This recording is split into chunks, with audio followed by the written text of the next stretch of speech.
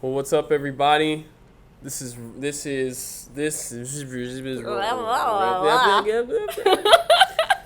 try that again.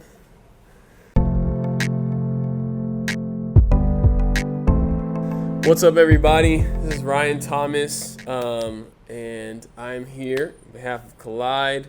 We're getting to know. We exist to connect and grow creatives individually and organizationally.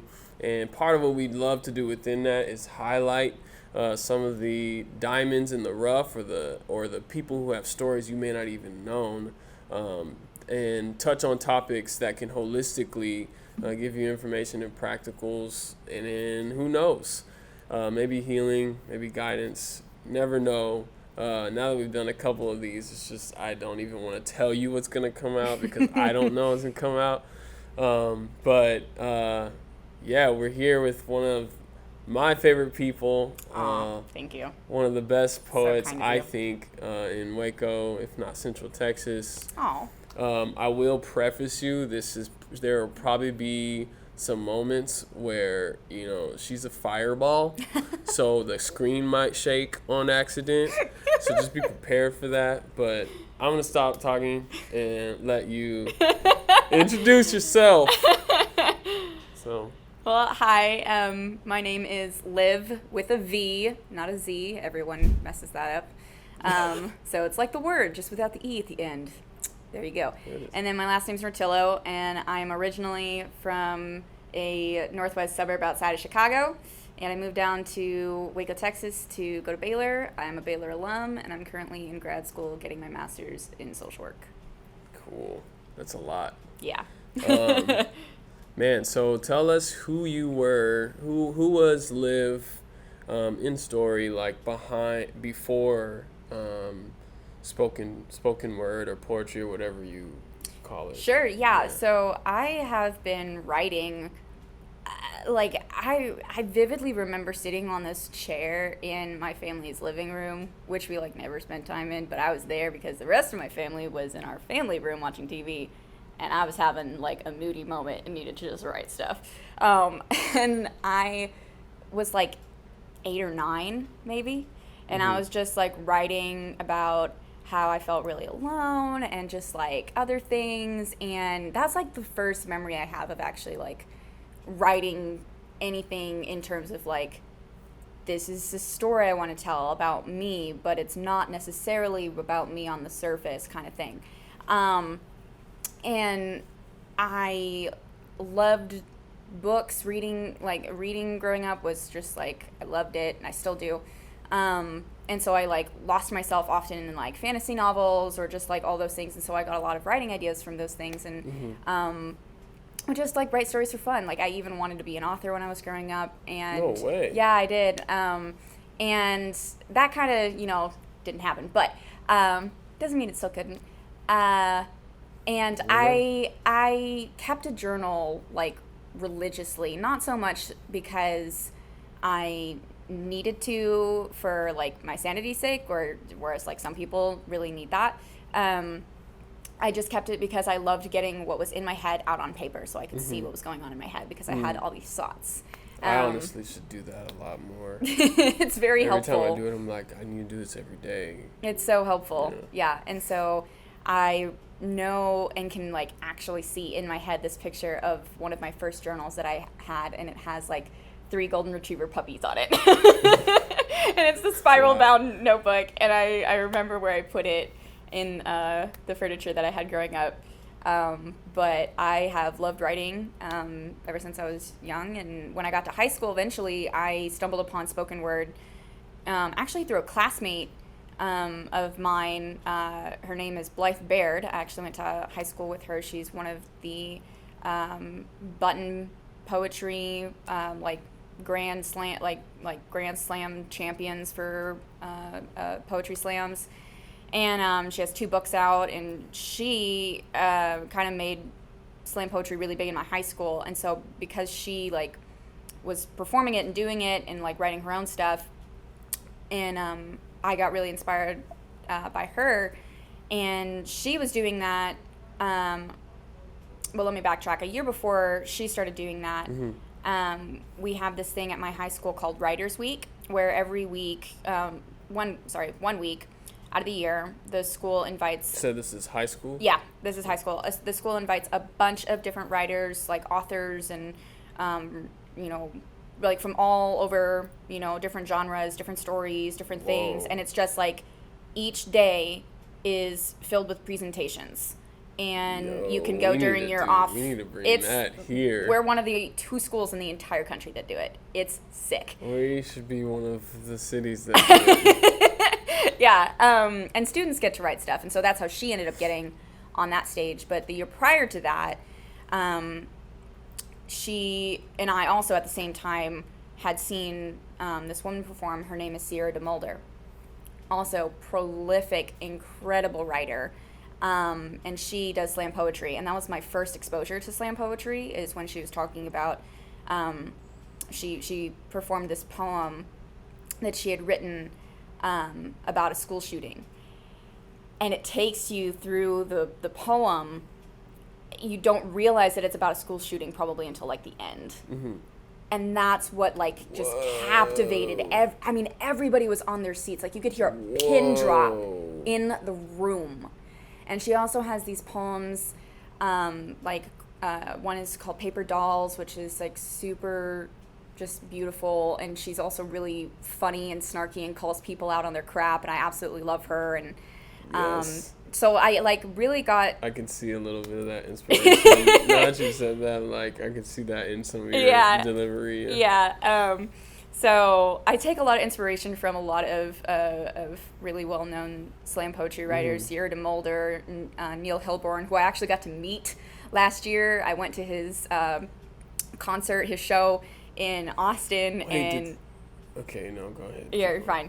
But I got pictures with him, and I cried when he performed.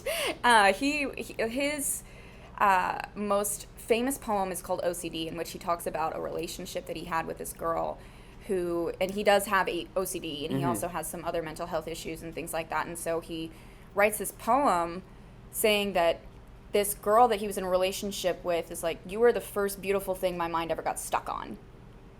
Because people with OCD, like they're constantly compulsively thinking about things all the time, and whether or not they did it, which is why you see people with OCD like turning the lights on and off all the time. Which is an example that he uses. Finally he like fixed on something. Yeah, and so, but it's also about like how he has this relationship and how this relationship ends up not wanting him. And so it's this huge, it's so powerful. And I told him this at the show that I went to and saw him. I was like, you are the first person that made me feel comfortable and safe to actually give voice to my own mental health problems. Mm-hmm. Like, you didn't glamorize it. You didn't make it this romanticized thing that I saw, like, on Tumblr and things like all that stuff, Don't get lost in the Tumblr rabbit hole. It's a void that you will not escape from. Pro tip. But, like, that's all the kind of stuff that I saw, just, like, when you're in high school, people don't know how to actually explain really, because they don't have the words for what they're feeling, so they don't necessarily know how to actually say things accurately. Yeah. Whereas here's this, grown man, and he's saying, I don't know how to explain what I'm feeling all the time either. And I'm like, oh, that's different. So you're an adult, and you still don't really know how to talk about what you're going through. That makes me feel less alone. That makes me feel a lot more like I can, one, relate to my older generation, because I always felt like I didn't know how to just communicate with people older than me about what was going on without feeling like someone was staring at me like I had smoke coming out of my ears or something. Yeah. But it also just like gave me this like whole new world that I could explore of spoken word and slam poetry, of being able to put what I was feeling and experiencing into words that were powerful and unique, and I could tell my story in a way that was, in my mind, beautiful, and it didn't need to matter to anybody else whether or not they thought it was beautiful. Of course, I want people to enjoy what I'm reading and or what I'm writing and gain something from it, but that's not the ultimate goal. The goal, from writing for me is to just be able to breathe a little bit, but also just be creative and also give voice to what I'm experiencing, and hopefully it'll help someone be able to, talk with other people about their issues and their things that they're going with too. Yeah. So that's the thing I've loved about spoken word, which I still haven't really grasped the concept of like spoken word, what role it plays in my, like artistic career. Yeah. I just kind of do it whenever it's asked. But I've noticed, and it really started out of like a journal. Literally, I just was like, I had come back from being overseas, and there was reverse culture shock happening. Yep. Been there. And I just I was just journaling stuff that I was feeling, and next thing you know, someone literally asked like, "Hey, would you be able to do like a spoken word or something like that?" And I'm like, I'm glad you asked now while I had something, or I would have stressed out and told you no. Yeah. And I was like, well, I guess I just read my journal to everybody and hope someone relates to it. And when we rehearsed it, and I did the first one, no training really at all, there were people like crying. Yeah. And I've never been in a setting where spoken word has happened and people weren't touched, especially if it's vulnerable. Yeah. For sure. Because, and that's such a, I don't know why. Well, I think it's just because humans, I don't know how to calculate this phenomenon, but like,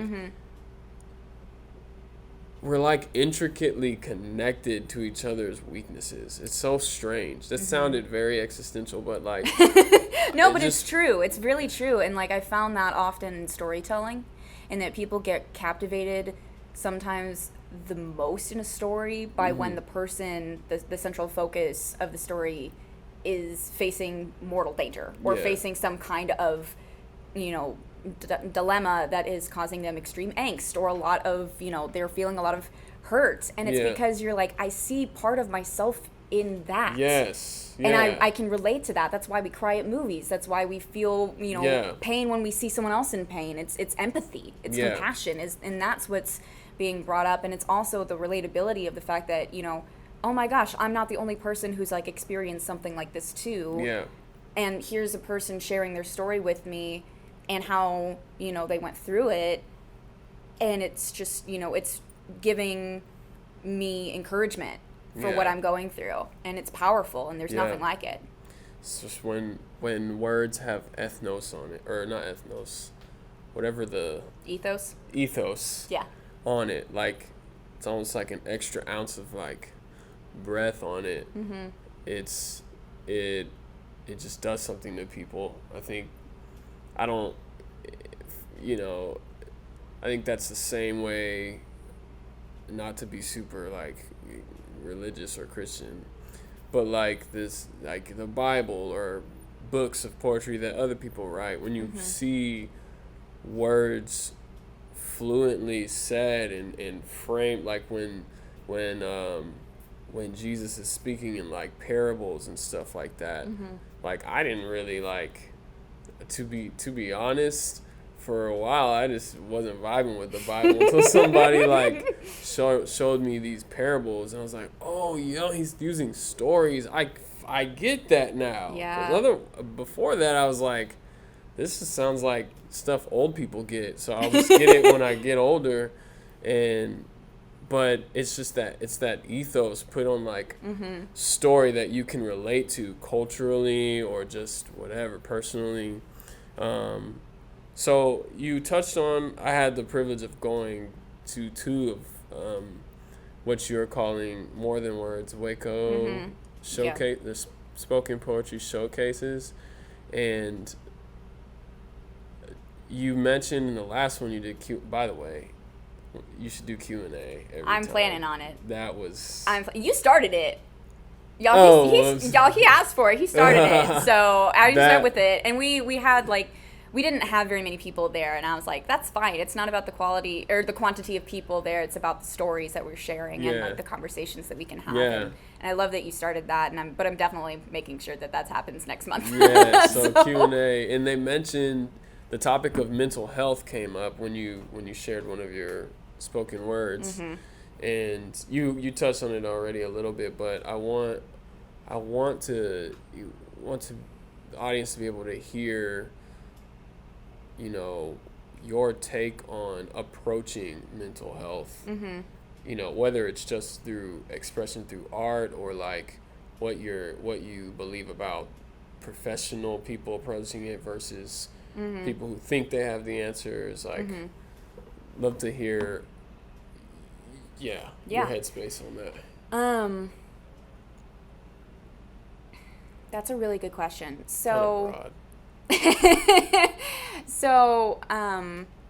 Well, we talked about it 2 nights ago, and one thing that I said then, and I'll say again, is that I can only speak to my own experience.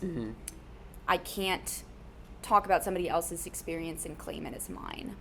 That's false, and that's wrong. That's insulting to the person that you could be talking about.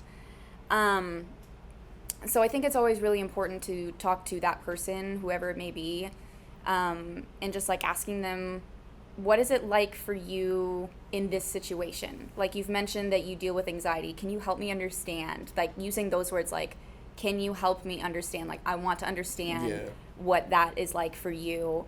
If you don't know how to put that into words now, that's okay. I just wanted to express to you that I care and that I want to know what it's like for you, because I'm your friend and I actually really genuinely want to hear what you have to say, and I care. And it's almost like that, when you were saying that, it dawned on me, that's what you do. It's almost like that is what you say to people on accident when you present spoken words. I mean, I hope it's that like that's you're saying, what like, is, you're not conveyed. saying like, if you're anxious, here's your antidote. It's like, you're answering that question for people of like, what's your experience? I'd love to know what yours is, on how you navigated this. Well, before they even ask it, you're like answering it with your. That's how More Than Words Waco actually got started. So it was initially something that I felt God leading me to create or just initiate, I guess, in the spring of 2018, which was the beginning of a very unique year for me. So I started my senior year of college the fall of 2017. Way overmaxed myself. Won't go into all the details, but just really fell into like this really deep pit, basically. I wasn't myself. I was just an absolute nervous wreck, just lots of stuff. And that's where a lot of my, writing came out of, was of the like this desperation to just be like, I'm not okay, and I just need to talk to somebody, but nobody's here. So I'm going to talk to myself and get it out on paper, and I'm going to talk to God and get it out on paper. And so he prompted me in the spring of 2018. I had already done a few open mics at Common Grounds because fear sucks, and he told me to do it, so I did it to not be afraid of sharing my writing anymore, because I had never shared my writing before the fall of 2017, like publicly like that. He I had all this free time because I wasn't in school. I was working part-time, and really got the sense that, like, hey, what I have to share isn't because I could get, notoriety. It's because other people need to hear that they're not alone in their circumstances, that other people have, similar situations and issues. And what I want to do is I want to give people permission to share that. And if that means sharing my own dirty laundry with people, then so be it. Like, I want to create a platform for people to, say, this is what I'm dealing with, and, this is how I've been going through it, and it not feel like you're imposing that story on other people, but you're sharing it because it's a communal aspect of, like, we're all in this world together. Why not talk about the hard stuff? Like, Yeah. let's make a space for that. It's happenings. Why not talk about Exactly. And so that was something that the group initially started with, and then kind of went through some changes and things like that. Had to do some backpedaling, so I got super enamored with like the big picture of like, oh, we could do this as a group, and we could do this as a group, and I needed to like close that and be like, okay, I need to step back and really get back down to the roots of like why I'm doing that, and it's really to give people a platform to share their story, because their story is so valid and needed, and like other people's stories can hit me in a way that my own story won't hit me, or that someone else's story won't hit me, and other people's stories are needed and valued, just simply because they're real and they exist. Whoa. That's it. Like, Drop the mic. like Yeah, that's profound. people are worth listening to simply because they exist. Whoa. We're finished. Don't think about anything else. Wow.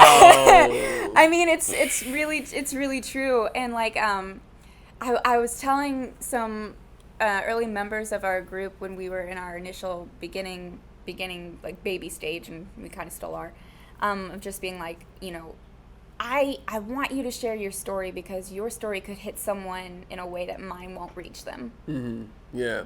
You know, just because of the way that my story is. And that doesn't have anything, that's not a reflection of my story, and it's not a reflection on that person or on you. It's just how it is. Yeah. You know, and so like that's why your story's needed, because you could impact somebody in a way that my words and the way that I present them even can't. You know, like I really firmly believe that spoken word and slam poetry is like a bridge between a song and a sermon, or a speech even. In that there's rhythm to it, there's tonation, there's musicality behind it, there's all these like little artistic undertones to it that you just don't get in a speech, but you do get in music, and you can combine them. Like one of my favorite spoken word artists is it's the Brilliance. Whoa. They're awesome. They're so good, because they really talk about really hard stuff, and they have it all to like this music on like yeah, kind of like backdrop and what's that group? They did Instruments of Mercy. Man, what are they called? They're like so popular, I can't think of it. It's not the Brilliance, it's not Propaganda. There's a group. What are they called? Oh my gosh. Dang. Instruments of Mercy. Oh, wow. I know who you're talking about. I'm pretty sure I know who you're talking about. Oh man, I don't know. I want to Google them, but I don't know. Dang, they're like amazing. I can't remember, but anyways, Brilliance. So, I love them, and I think in terms of like creating spaces for people to talk about things that aren't being talked about, I just believe that's really important, because it helps people feel less alone. It's kind of a reproduction of the first beginning of you coming out of your cage. Yeah. Of, man, I'm not gonna keep my writing to myself. Mm-hmm. Well, even further to the beginning of, I need to talk to myself because I can't talk to anyone else. Mm-hmm. It's like that same atmosphere, that same like whatever, that same kind of spirit is what I think exists at More Than Words Waco. In any environment where you do spoken word, it's like people realize like, man, I'm so glad that person talked to themselves. Really? It's really funny when you say it that way, but yes. Like I that was kind of the crazy part for me when I started performing and doing shows and stuff. It's like, man, if only these people knew. Are they grasping that I made this stuff like talking to myself, like basically like in my head? Yeah. And they're not freaking anybody out. But this is like because it's what you would normally, if you saw me walking and writing this and saying it on the street to myself, you'd think I was some crazy homeless person. Mm-hmm. I'm doing it now with a mic and a beat, so it sounds right, but it's like it started with me being crazy. Yeah. Or seemingly crazy. Yeah.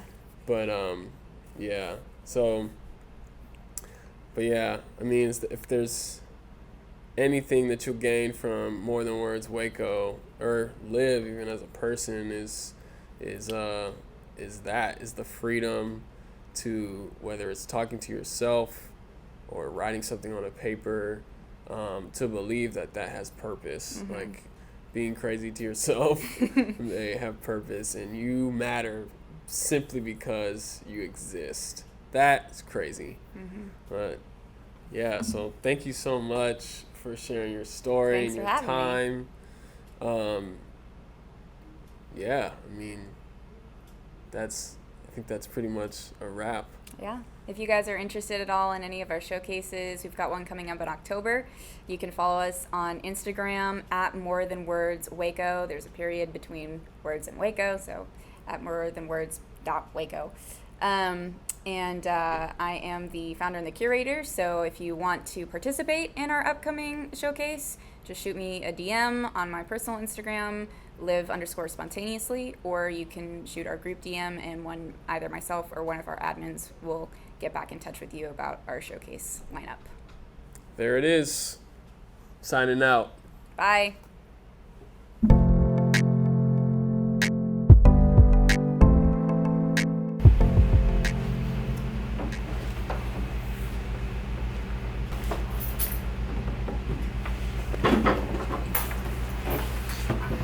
I think